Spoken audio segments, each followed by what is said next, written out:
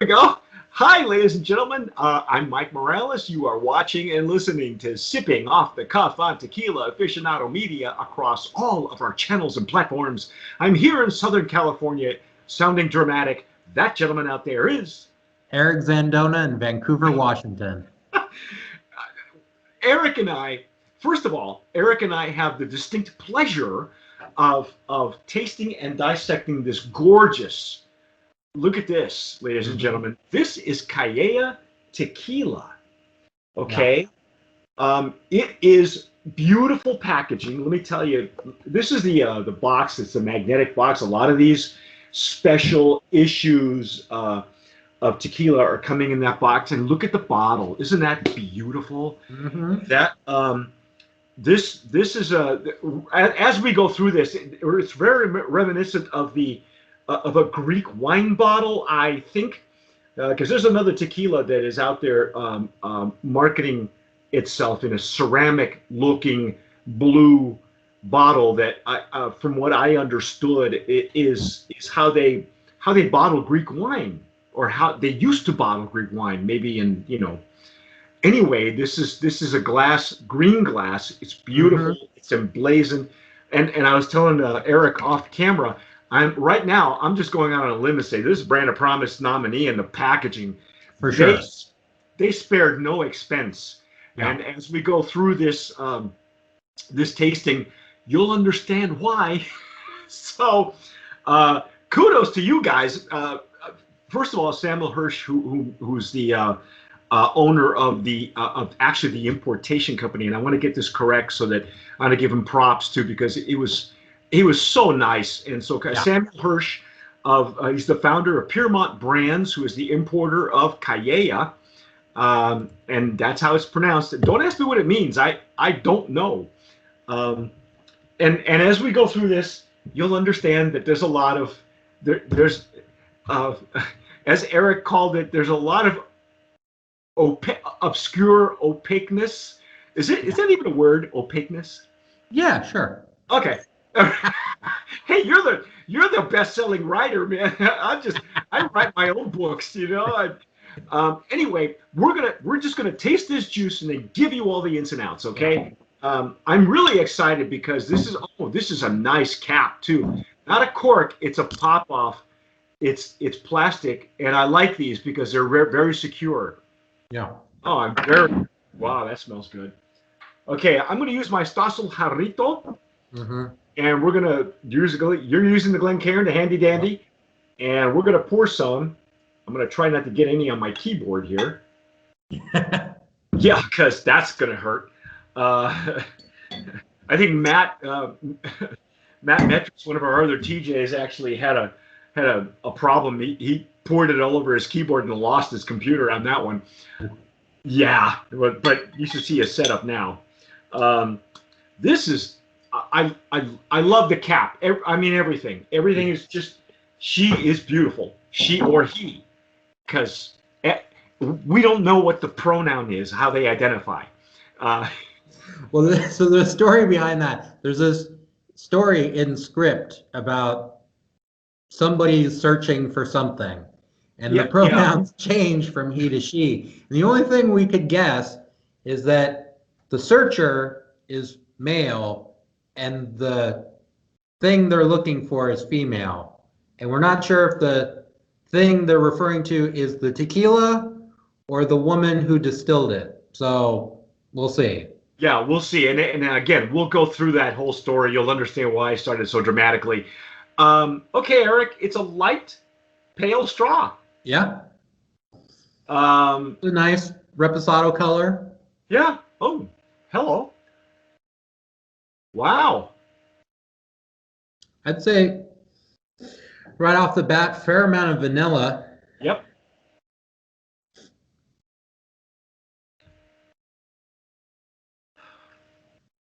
It's starting now with the legs and tears. It's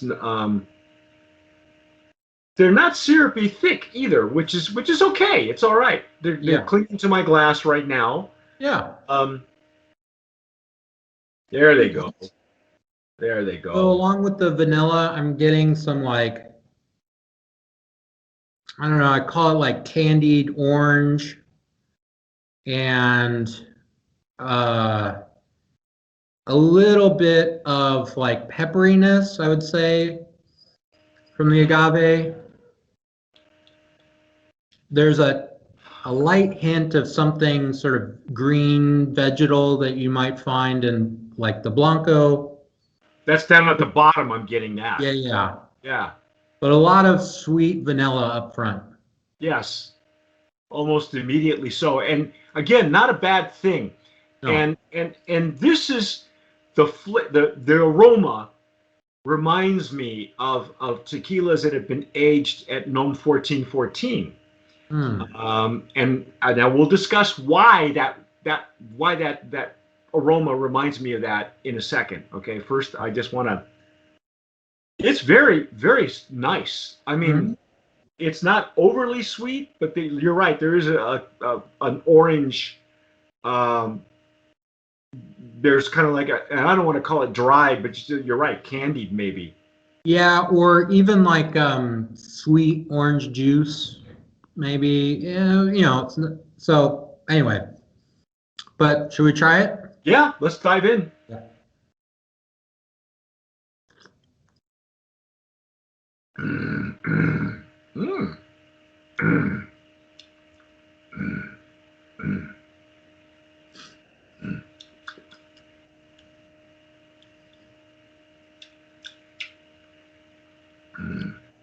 Wow, nice finish on that too. So I'm pleased that the sweetness doesn't really carry over on the palate. No. So that's good. I was a little concerned. concerned about that. Yep. We had one previously where that kind of ruined it, but yeah. On a Blanco, which was odd. But anyway, no. So I think there's some nice, like the wood character is definitely there, but overall, I'd say the spirit's pretty light and it's got some nice character going on. I like it. The spiciness, the pepperiness didn't turn into a cinnamon spice. It stayed as the pepper. Yeah. Which I liked. I enjoyed that. And you're right. The sweetness that you get in the aroma did not translate in the barrel. It actually was that explosion in mid palate and nice finish to the rear. Now the sweetness I got was in the rear of my palate underneath the tongue. Was where there was like residual sweetness. Yeah, yeah. It wasn't on the attack. It was toward the finish, toward the end. Yeah. Yeah, to me the sweetness is more reminiscent of like cooked agave, you know, than like any like sugar, vanilla, caramel sweetness. Yeah, not that. Yeah, not that at all. Wow, this is and now the aroma's just opening up a little bit more. Now it's blooming with. I'm getting more barrel notes now. Now that that I'm down to the. Well, I didn't even pour a whole lot. Yeah. Wow, that's very pleasant. Yeah. Overall, I think the oak character coming through on the palate is pretty nice. It's doesn't dominate, but it's definitely I would say fairly well balanced between the agave character and the barrel. So not, my personal preference tends to be more agave forward, as you know. Right. That's my personal preference, and definitely not a fan of stuff where the wood overpowers. So this is in that sweet spot, I'd say, in terms of this is, you're at this point where you're at a good balance between the agave character and the oak character, which I think overall, what I mentioned off camera, I think is a good strategy for doing a single barrel tequila. So right now, let's give you the stats and stories. Okay, first of all, they are Cayeya is claiming that they are bottle. Well, they can't claim; they actually have to show it. They're on a bottle. They are listed at NOM 1424. Okay, what comes out of that distillery is tequilas I've had, like La Tarea is one of my favorites. There's several others that I've not heard of, like Cuñado, which is brother-in-law. Los Potrillos. Suavecito used to be made there. And again, when you read a gnome list, they are required to have the brands on that list until there are no longer any on the shelf. And even if they've moved it. Okay, so to that point, Cayeya was also produced at Gnome 1414, which we love. I mean, that's the one where they use the Mozart method. Yeah. They during fermentation they do wonderful aged tequilas. Our last one stuff out of there. So yeah. Now to explain the gnome, the normas, the requirements of making tequila.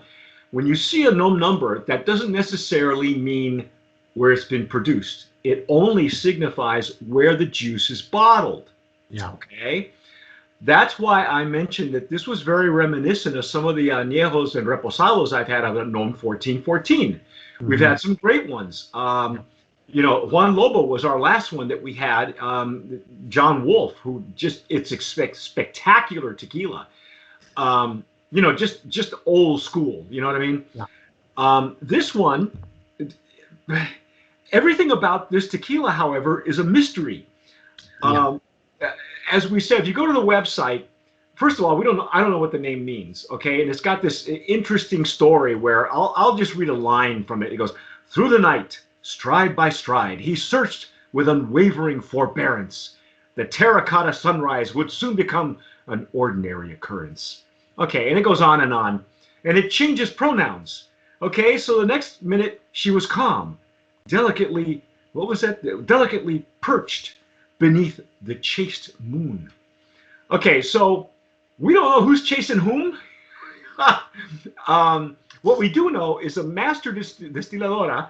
Her name is Sandra Gomez. So we have a female master distiller. I would suspect that her barrel management is pretty spot on. Yeah. Now here's the other thing. The idea of a single barrel reposado is unusual because some of you may not know that añejos have to be aged in a certain size barrel. Generally, they're a 53-gallon used Jack Daniel's barrel, okay?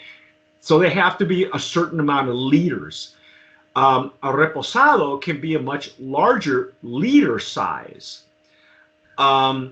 So the pictures that they have on the website, those are añejo barrels, okay? Because a reposado barrel, especially a wooden one, is this huge, just a huge barrel. They make them larger on purpose because the idea is you want less of the wood touching the juice.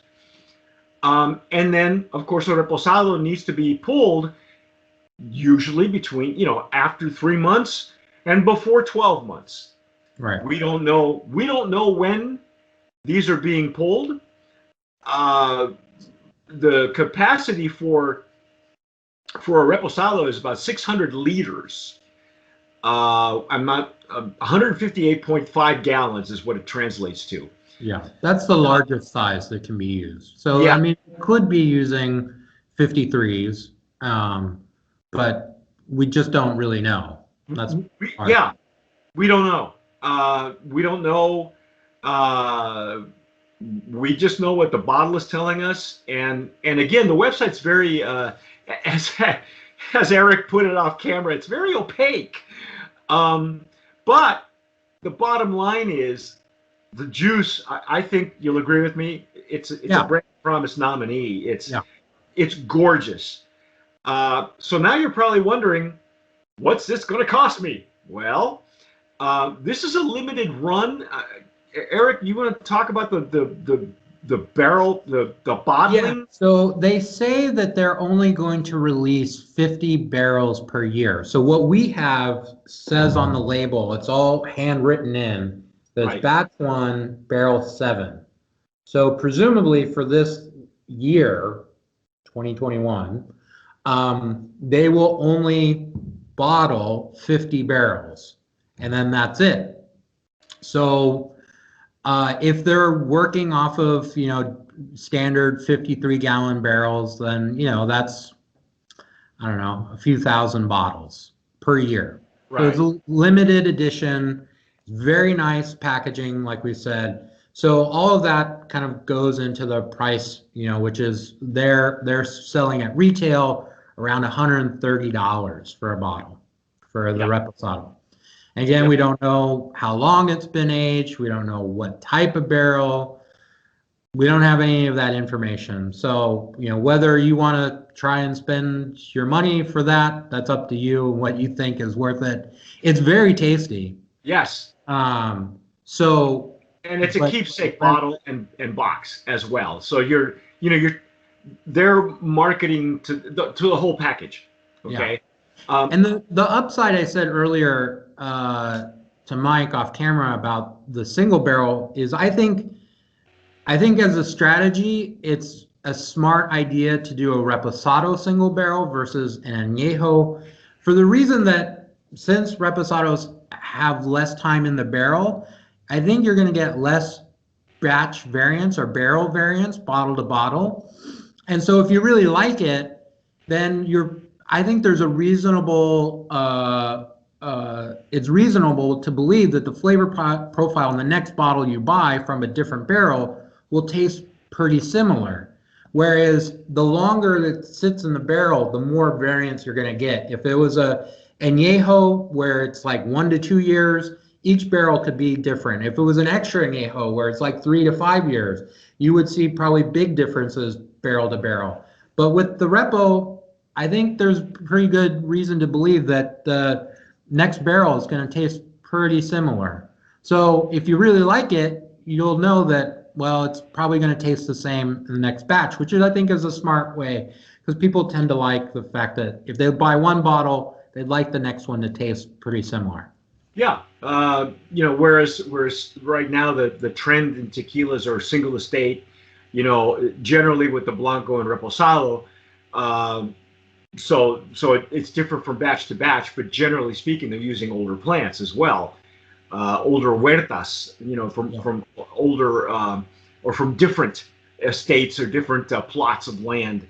The other thing too is I was telling Eric off camera, the only other one that we've had similar to this, and again, the reason that you're seeing these reposados now is because there's an añejo shortage.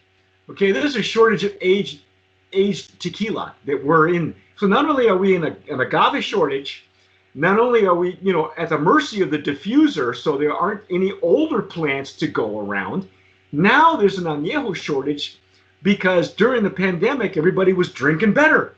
So they were buying the super premium. Generally speaking, the super premium category doesn't include a reposado. Those are añejos and extra añejos when you think of that price point, okay? The super premium doesn't mean it's that good. It just means that that's a price point, okay? Right. That is a pricing term. So premium doesn't mean anything on the bottle. It just means it falls in a certain price point. Remember that, folks. That's just tequila marketing happy talk, okay? So what I've seen is Tequileño came out with a Reposado Rare. And the story goes that they had been resting in their huge wooden vats, some juice that they forgot to pull out, okay? So, or they left it in there purposely. But because it's in a much larger barrel, legally, according to the normas, they couldn't call it an añejo. They had to call it, so they call it a Reposado Rare. I like that idea. It had a lot of character. If you've seen our video on Tequileño Reposado Rare, Alex and I flipped. It is a rare gem. It is that good. So, like to your point about it being a really good strategy, since we can't, there's not enough añejo to go around either. Let's start doing stuff, with our reposado, and who knows? It's either going to take off or you're never going to see it again. Because that's the idea of scarcity breeding demand is there with this line and some of the other ones. But I think it'll stand out. This is a really good juice.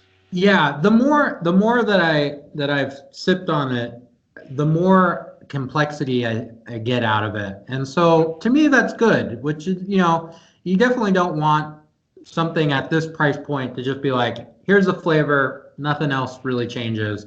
But I think the more you kind of sit with it, the better complexity you get out of it. And so that's a good sign that it was made well. Barrel management went really well. So in terms of it's a well-made product, tastes good, and then it's up to you whether you feel like you want to spend it that much money. If you're if switching pronouns in midstream doesn't bother you, because as a writer, as both of us are writers, that really stands out like a sore thumb. It's like, who are we chasing? Right. It's like, why don't you just say it's a fox chasing a rabbit? Why do we go there? Because this is either a wolf or a fox, and I don't know. Coyote? A what? A coyote? A coyote? Yeah, I don't know. We don't know. If you folks are watching us on YouTube, write us a comment. If you know what this means, please tell us. I wish I wish the importers were able to give us more information, but I think they're trying to go to that super premium market, and they're trying to attract those folks who are, and I think they're going to succeed because, guys like me and Eric, we're just going to tear down some stuff anyway because that's who we are. But for the average consumer, the guy who's a collector, this is a and like Eric said, it's a rare thing. The flavor profile may stay the same, but when we finally get around to getting the añejos back in circulation, you may never see this again. Mm-hmm. Once it's gone, it's gone. I don't know what they're going to do. But that's, we'll just call it brand of promise nominee in this Reposado category, the single barrel. And I'm going to have to separate that because that's very much like the Reposado rare. Yeah. It's just it's its own division, really. So there you have it, folks. Mm-hmm. Give us a listen. Give us tell us what you think if you're watching us on YouTube. Don't forget to subscribe, hit the notification bell, hit the like button too. But that's our take on Cayeya Tequila Single Barrel Reposado. I'm Mike Morales here in Southern California. That guy out there is Eric Zandona in Vancouver, Washington. And you have been watching and listening to Sipping Off the Cuff on Tequila Aficionado Media on all of our channels and networks. Please follow us on Instagram and Twitter and Facebook. Follow Eric too. He's easy drinking, so you can find him easily. But whatever you do, tomar sabiamente. Sip wisely.